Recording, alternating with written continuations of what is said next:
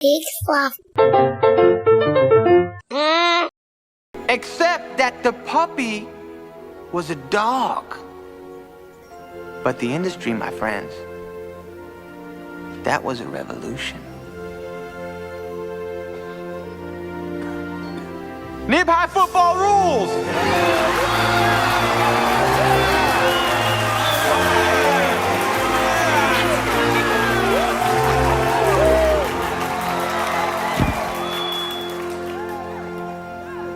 Mr. Madison, what you just said is one of the most insanely idiotic things I have ever heard. At no point in your rambling, incoherent response were you even close to anything that could be considered a rational thought. Everyone in this room is now dumber for having listened to it. I award you no points, and may God have mercy on your soul.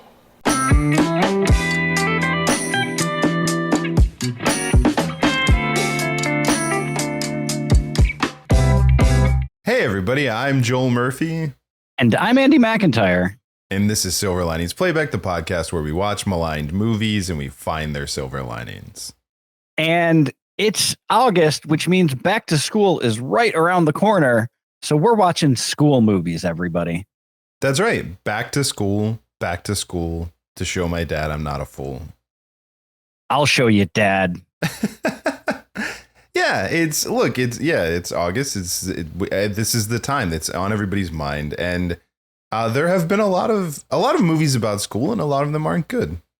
Yeah, a lot of movies set in schools, about schools, related to schools, and we're going to watch a few. And I don't think you could start in a better place than with a movie that runs through the entire public education system in one fell swoop. Billy Madison. Yep. Yeah, the 1995 Adam Sandler. Official beginning of Adam Sandler's what would go on to be a megastar career.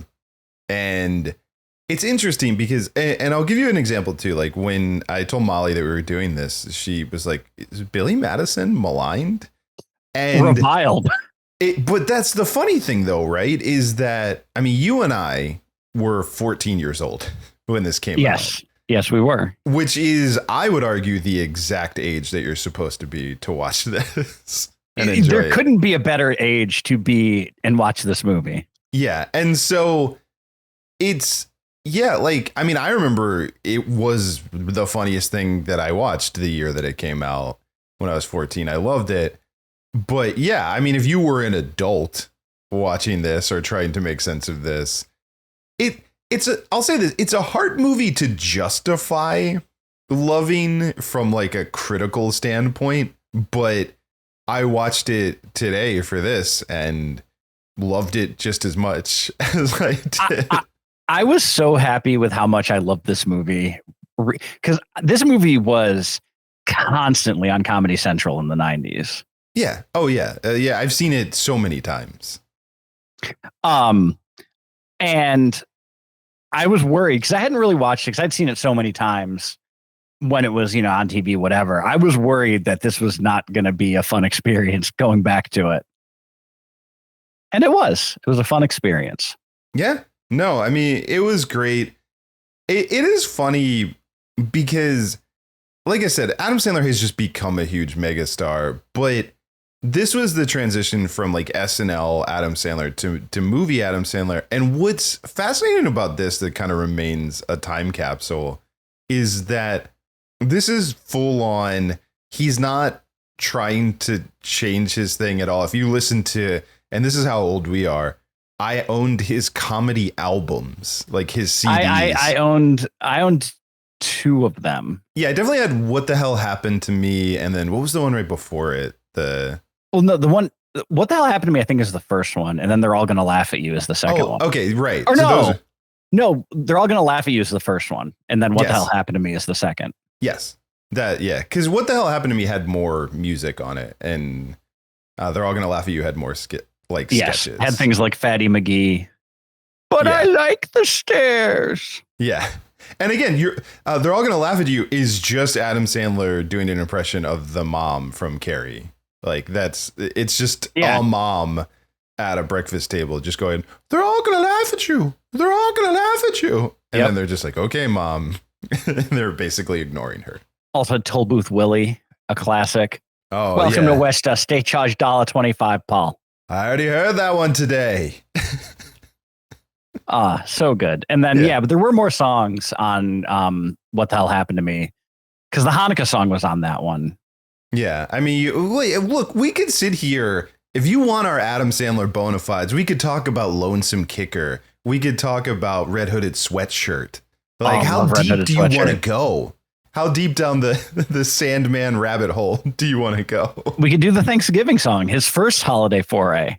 Yeah. Which Turkey again, Lurkey Do. Right. Again, and his most nonsensical is the turkey song. Because again, the Hanukkah song logically stands up. The turkey song is just chasing rhymes. Yeah. It's just, it's nonsense. Turkey Lurkey Lickle. I wish turkey only cost a nickel. Obviously. Yeah, we all know.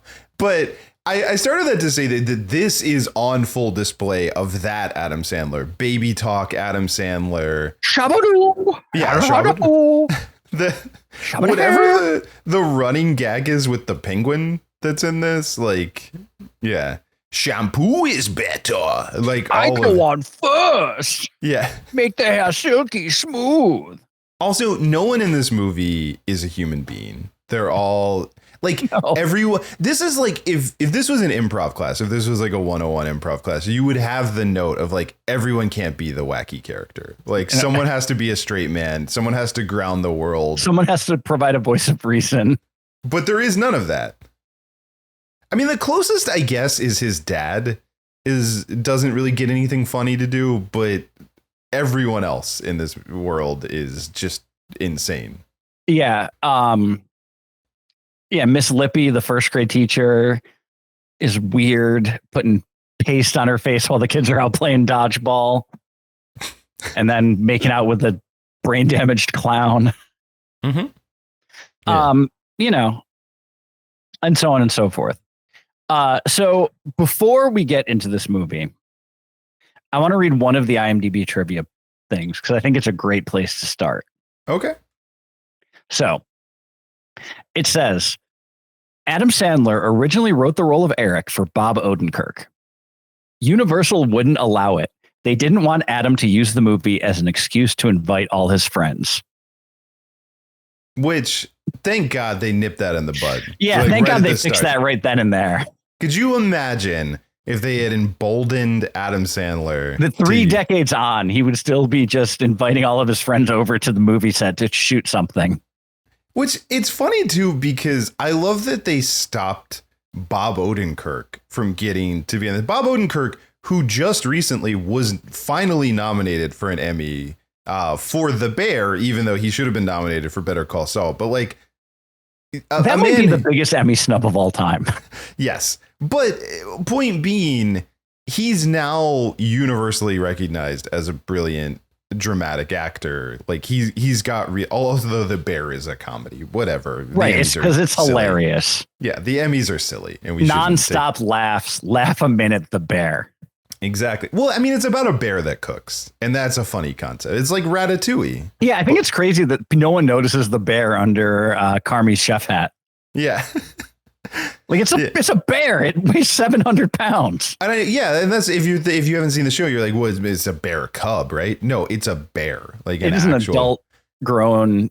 And Andy kind of is selling it as like it's under his chef's house. But the way it works, if you haven't seen it, is Carmi will be cooking. There's a giant bear like behind him leaning against his back. And then the bear's chin is right on top of Carmi's head with the chef hat over. Right. Because in the pilot, they tried to fit the whole bear under the chef's hat. But if you watch it after that, they corrected that. They sort of retconned it. And which is, a lot of times I don't believe in studio notes. I think they ruin shows. But I think that was a good note. No, I think that that no one's going to believe the bear ratatouilleing Carmi because it's going to be too obvious. Yeah. And, I mean, it's weird because then you forget that the bear's there and then it goes and like mauls Joel McHale. Yeah. It just eats someone's face. And then you're like, oh, right, there's a bear. Right. So, but again, hilarious. Yeah, just nonstop. And the face eating is played for laughs, and I agree. I think it's a good choice. But to get us back on topic, I love the idea. And look, you will not find a bigger Norm Macdonald fan than I think you or I. No, but I find it hilarious that Norm Macdonald, fine, put him in the movie, but Bob Odenkirk, you can't just be putting your friends in the movie. The effing phone.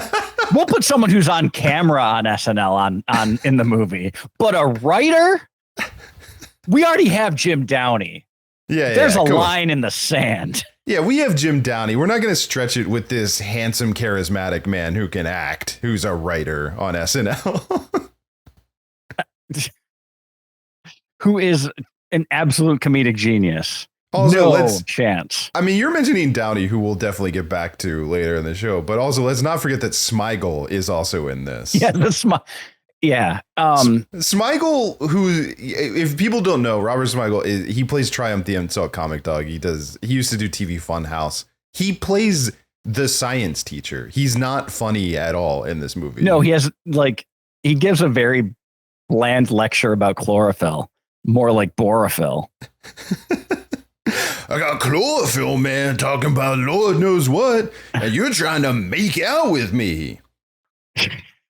We've seen this movie a couple times, Joel and I. That's the funny thing. I did watch it today. Didn't need to, but I also needed to. I was really curious because I legitimately probably haven't watched this movie in 10 years. No. I think is probably a reasonable. And a lot of that, I think, is because cable TV isn't a thing anymore that I watch. Yeah, I mean, this is a movie that if it wasn't for this podcast, I don't know that I would think to sit down and seek it out. But it really thrived on cable because it was a great movie it's on and it's in the middle of it. I'm going to keep watching, Yeah. It's breezy. It's short. The jokes land and everything. Yeah, but I haven't watched it in forever. So I was a little curious, are there things that I've forgotten about that are just going to be very cringy nowadays?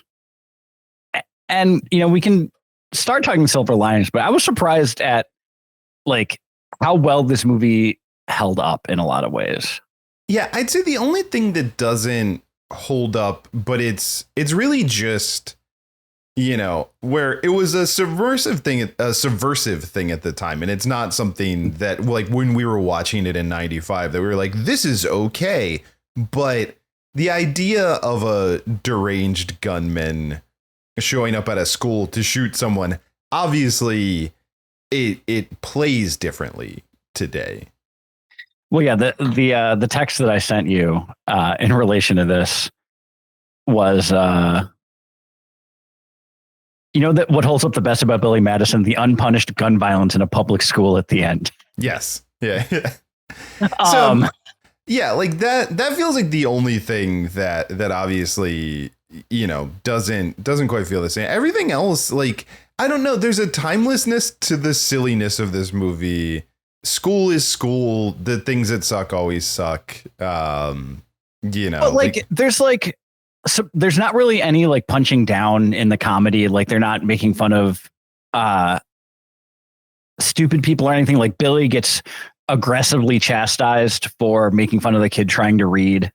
He gets justifiably called out, and I'm like, that's a good thing. And there's moments like that I would have expected there to be more things to be I don't think there's any gay panic. A little bit maybe with when Josh Mostel's principal Max starts trying humping Billy towards the end. Yeah, I mean, his character maybe is the most doesn't age super well. Just the weird specificity to him, and he says that he's horny and because he's a principal, and a lot of the specifics of him are uncomfortable. But yeah, it's funny because you have that, but then at the same time, I mean, it makes me laugh every single time. But when they're doing the bit with Bridgette Wilson is trying to prepare Billy for the decathlon, and she's taking her clothes off every time he gets an answer right, and then he doesn't know an answer and she puts all her clothes back on and leaves, and then when we cut back to it later in the montage and he knows the answer, it's now Chris Farley's bus driver. And one other comment I made to you, and I mean, I would put it in the silver linings, but I think there's a TV edit because in the version that I watched, it is very obvious that the Penguin is giving Chris Farley an HJ at the end. Yes. Yeah. And I don't remember it being that explicit, but it could be just, fuzzy memories or whatever. But I feel like there had to have been a different edit that's like. No, I think there was a TV edit because there's also a scene that's in the TV version that I didn't have in the version that I watched, which I remember. It's like just probably to pad the runtime. I'm sure it's just a deleted scene, but it's another scene with the housekeeper where she's just like flirting with Billy and talking. I remember watching it like it's just more explicit. I think it's like the snack packs and where she's talking about beer, like whatever. I just remember there was more with her that isn't in this version. It's entirely possible. Yeah,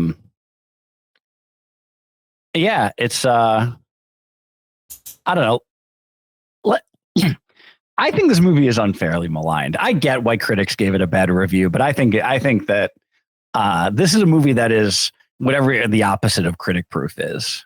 Well, I'll say this. It's Metacritic score. Now, granted, it's a movie from 95, which always means for anything like Metacritic, they're going to have a smaller pool. They're not going to be able to get a great aggregate for anything that old. But its Metacritic score is a 16% out of 100. And that is ridiculous. Yeah, I think that like the Rotten Tomato score is something in the 40s. I think it's like 46. Yeah. Something like that. But yeah, the Metacritic score is insanely low.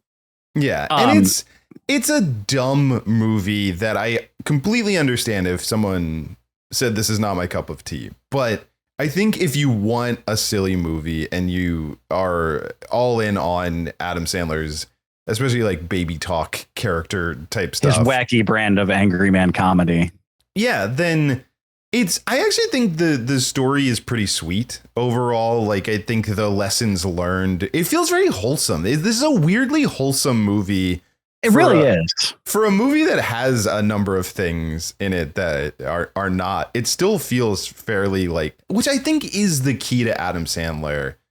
I think he got away with a lot and could be really disgusting because it always seemed goofy. Like he seemed goofy and harmless, Yeah, I think when you look at like the pre-Punch Drunk Love Adam Sandler movies, when he was exclusively doing silly comedies, because I think Punch Drunk Love was really his first kind of step into more dramatic acting, and that movie's great. Watch that movie; it's awesome. I can't recommend that more highly.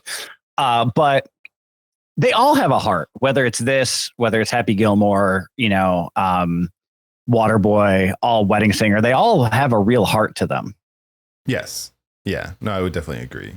And there's also like weird bits of subversiveness where they basically call out the fact that if you're rich, you can do whatever you want. And that's very much a central theme to this movie. And they ain't lying. Yeah.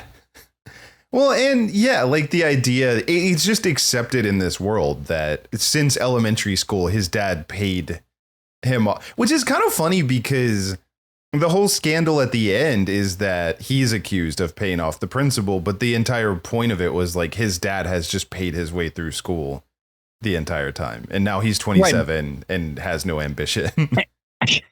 And then now that he's trying to go back through, which they just okay because of how rich his dad is, that his dad cheats for him again, and that's like, oh, that's a step too far. Yeah. That is over the line. And yeah, I mean, the fact that it's a movie where the stakes are someone running what's essentially like a Hilton type of like hotel empire. Well, again, according to the IMDb trivia, it says that Madison has 650 hotels, which would make it the largest hotel chain in America if it actually existed. Right. Yeah. But yeah, and it's that because he doesn't want Eric, played by Bradley Whitford, to be the guy who runs Madison Hotels because he's a jerk. Yeah. And he is. And is specifically like mean to him. Yes.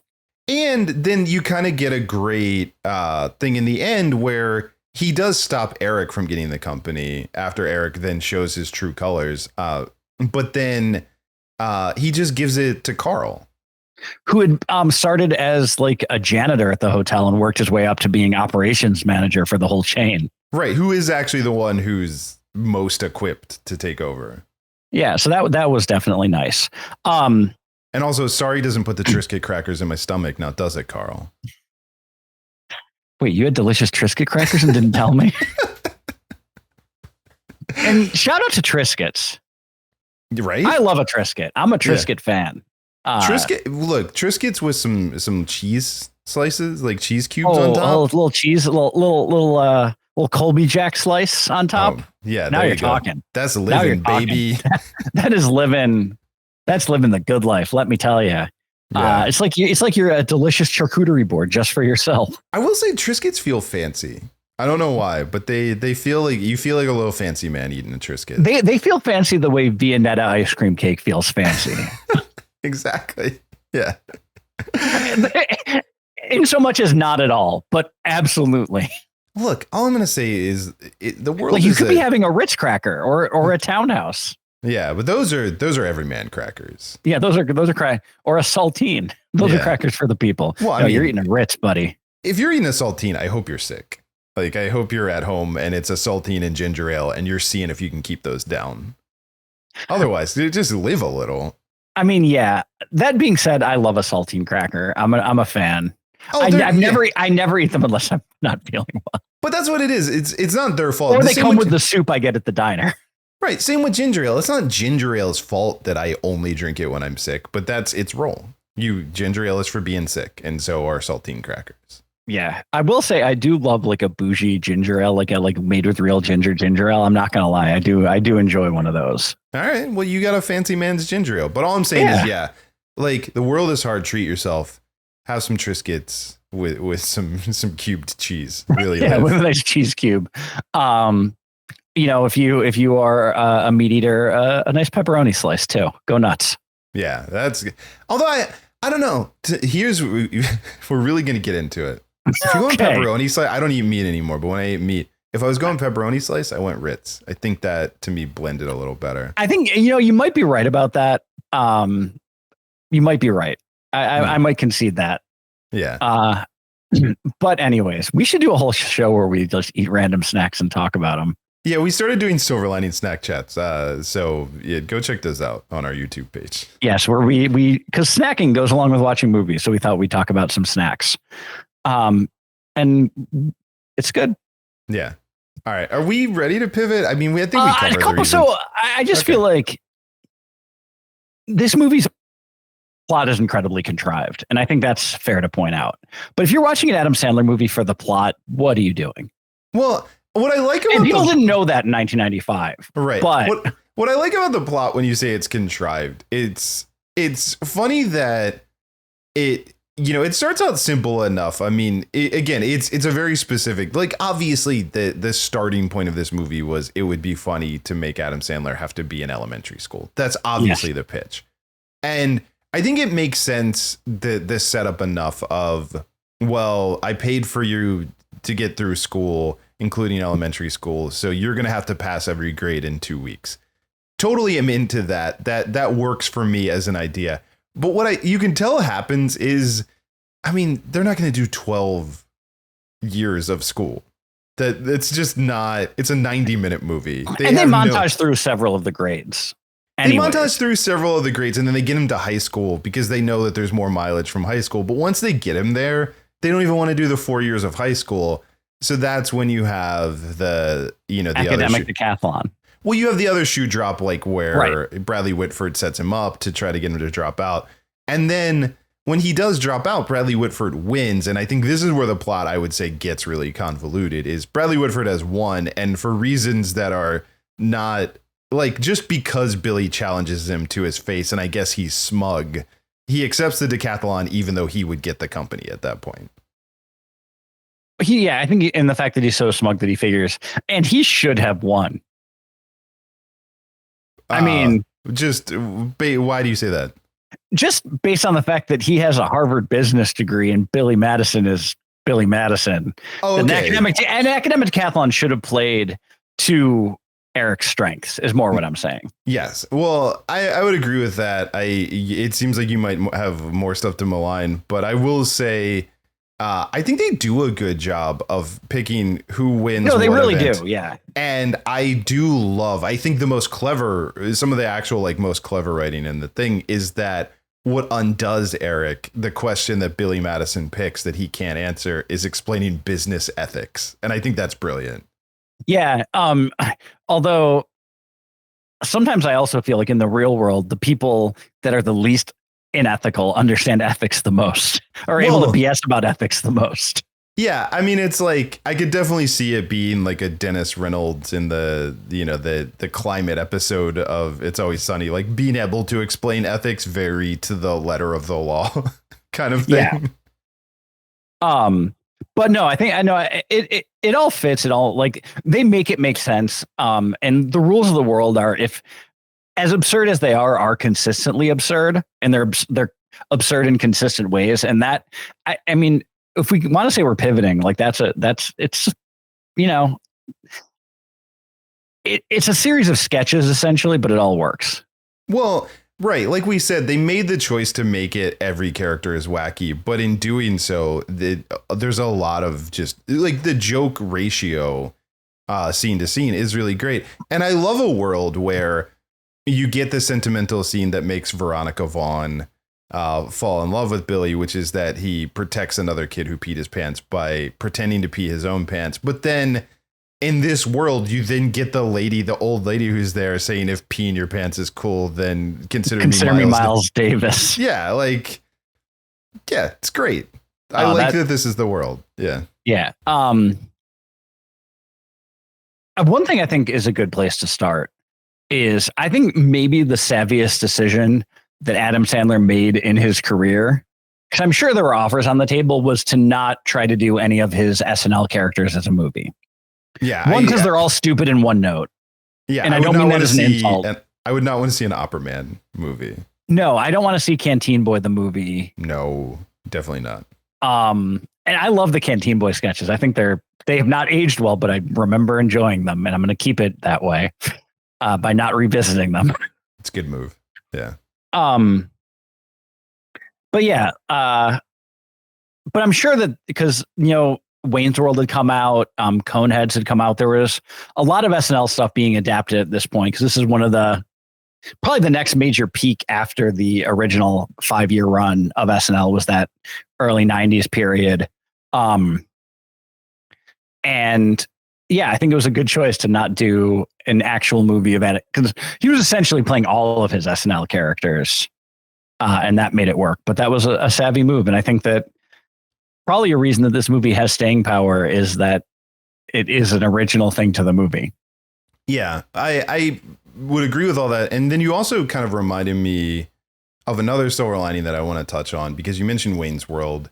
And I want to first give a shout out to, like, Wayne's World was directed by Penelope Spheres, who's a great director. And Molly and I actually just saw a thing at Vidiots where they gave her this award for her Decline of Civilization, like movies, which the whole thing was great. Penelope Spheres is such a character and really funny. But she started out, like, she made her career. And if people don't know, the Decline of Western Civilization, the first part 1 is about the punk scene. Part 2 is about like the metal scene. And like she made all these music documentaries, and she talked about at the thing we saw how like she got her start before MTV shooting bands like Fleetwood Mac and doing these concert things and these videos, and kind of like a lot of when MTV came along, it really heavily borrowed, we'll say, from Penelope Spheres' style. I say all that to say that, like Wayne's World, this movie was also directed by a woman, and Tamra Davis, who also got her start doing music videos, similarly to Penelope Spheres. Very similar background. Also, fun fact about Tamra Davis, was married to Mike D from the Beastie Boys. Yeah, I think that those are all very fun facts, and I'm glad. I would have brought them up if you hadn't. And I want to say all that because I think Tamra Davis is a great director. I think she does a great job with this movie, and I really love her. She also did Half Baked. So really great with the stoner comedies. But I want to note all of that because she also directed the Britney Spears movie Crossroads, which we should do at some point on this show. We'll get there. And I bring all that up because that got her put in movie jail, basically. And she stopped she does a lot of TV now. And has done a lot of great TV, like Crazy Ex-Girlfriend and You're the Worst and a lot of stuff. But she has not directed features since Crossroads. And I think that is a shame. And I just want to spotlight the job she did on this. Yeah, no, I think that's important. And no, she has a good sense of comedy for a movie that has a lot of jokes, but not a lot of punchlines is, I think, a good way to describe the comedy of this movie, where it's just like silly thing, silly thing, silly thing. It's not like set up delivery. Isn't really the style of comedy. It's more just chaos and silliness. She does a good job of making it make sense, I think, for lack of a better word. Yeah, this movie feels more cohesive than it should based on the content of the movie. And I have to imagine that it's credit to her. Yeah. So you mentioned how we haven't done Crossroads and we should. I don't know how we did it, but we are 4 years and change into this podcast. And this is the first time that one Adam Horatio Sandler has come up. This is the first Adam Sandler appearance.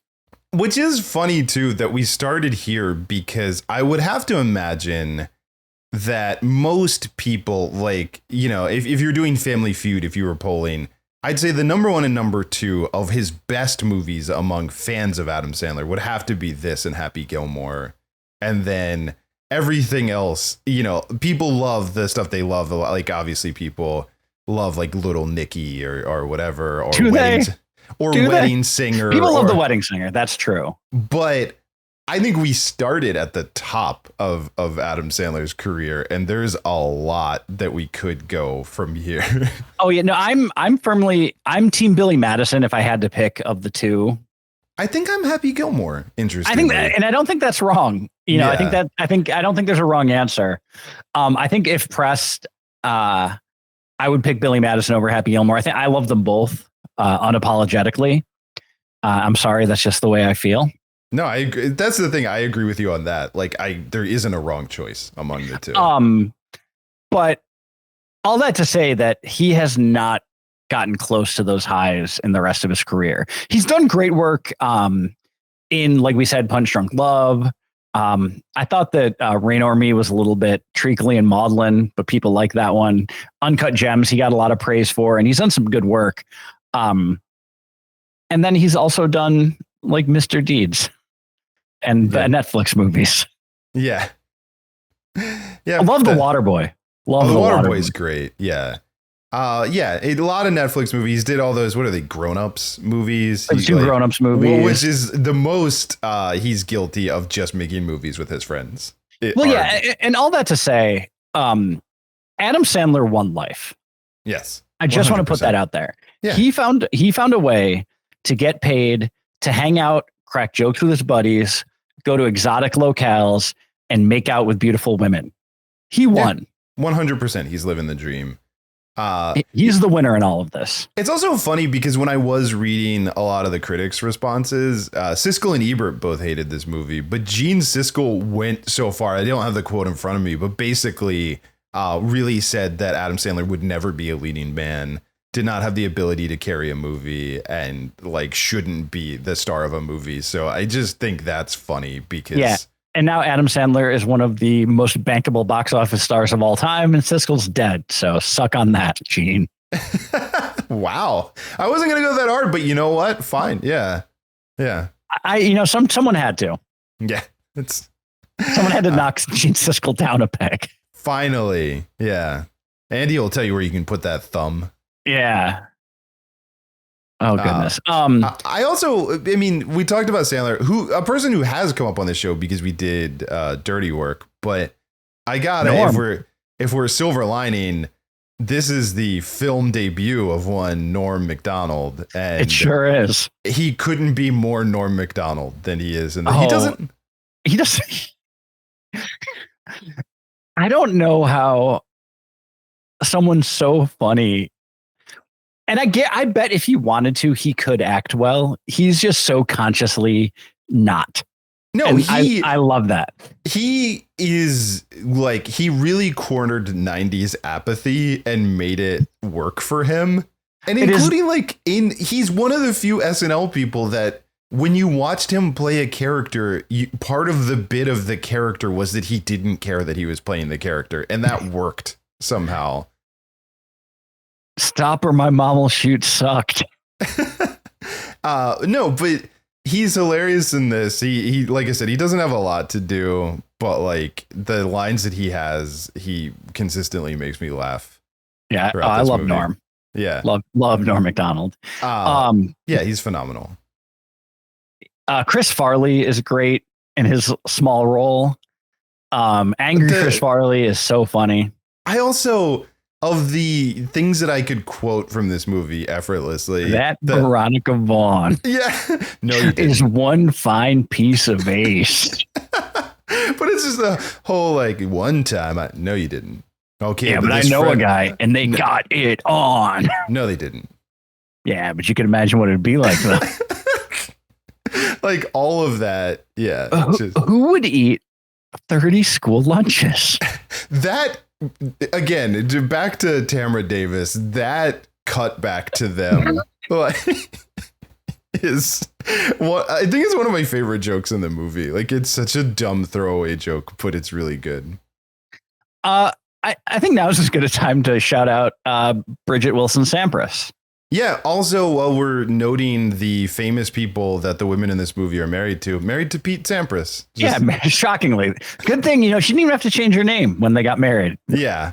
But yeah, Bridgette, like I love Veronica Vaughn as a character so much. Yeah. And I love the way she plays it because it's smart that she completely understandably hates him from the start, because it's like, your dad is rich and you're like, why are you here? This is stupid.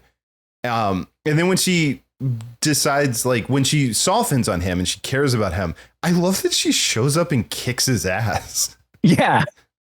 No, that she's great. I think her comedic timing is excellent. Yeah. Also, sorry, shout out to Norm smiling while sleeping when she walks over him to go beat up Adam Sandler as well. Yeah, it's absolutely great. I know the fact that she kicks his ass and then that leads to the musical number. I don't know that there's a phrase from a movie that lives more rent free in my head than "Do you have any more gum? More gum, more gum. Do you have any more gum?" It makes no sense. It shouldn't be a thing, but it's there. No, it's great. Yeah, no, she really is delightful in this movie.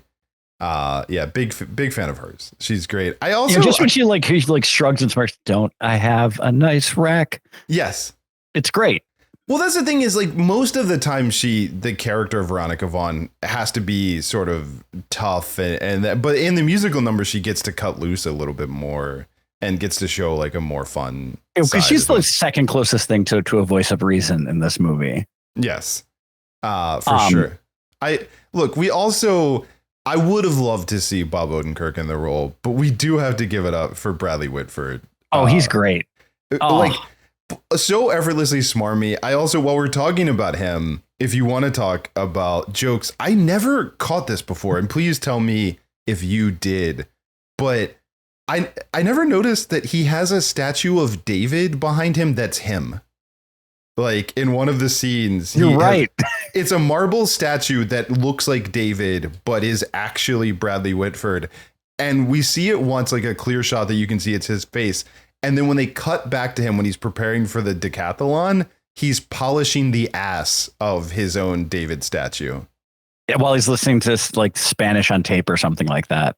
Yeah. And I never caught any of that before until this time. And that all made me laugh. But no, he's so smarmy. His hair is so stupid in this movie. Yeah.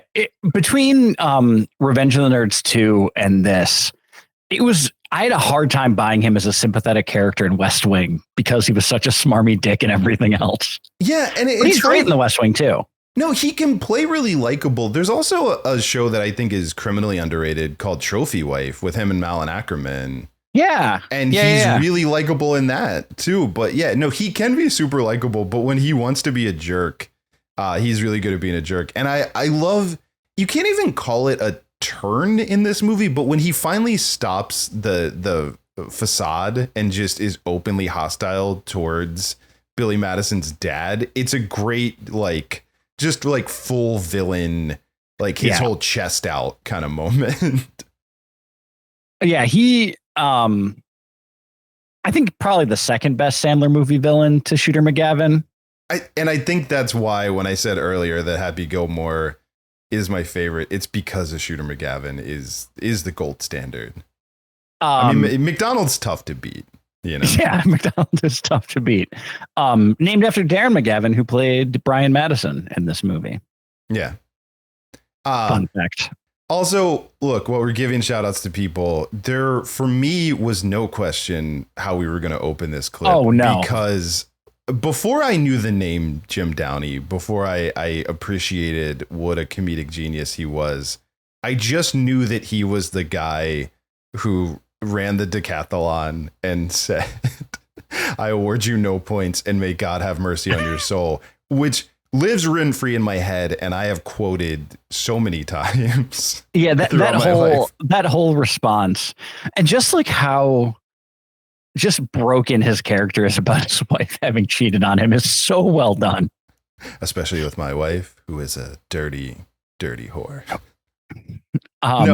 No one is better at deadpan than Jim Downey. And again, when we did Dirty Work, we talked about him as well, because his bum character.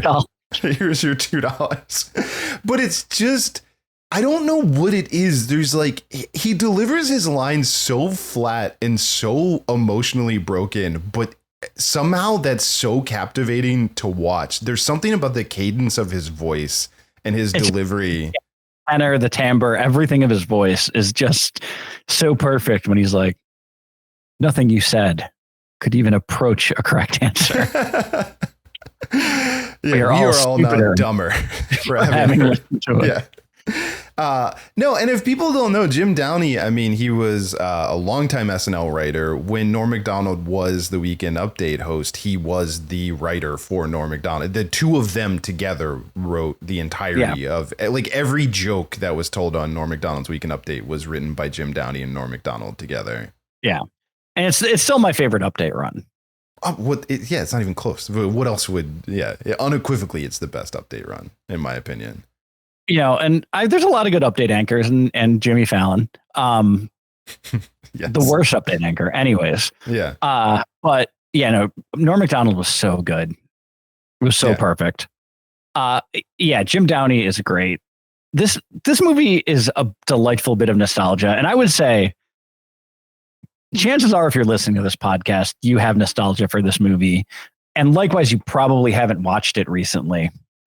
Do yourself a favor. I would say it is worth going back to and giving a rewatch. Yeah, I would say if you're considering it, go on with the chlorophyll. Silver Linings Playback is a production of HoboTrashCan.com. If you enjoyed the show, please rate or review it on Apple Podcasts. Hear more great shows on the Peak Sloth Podcast Network.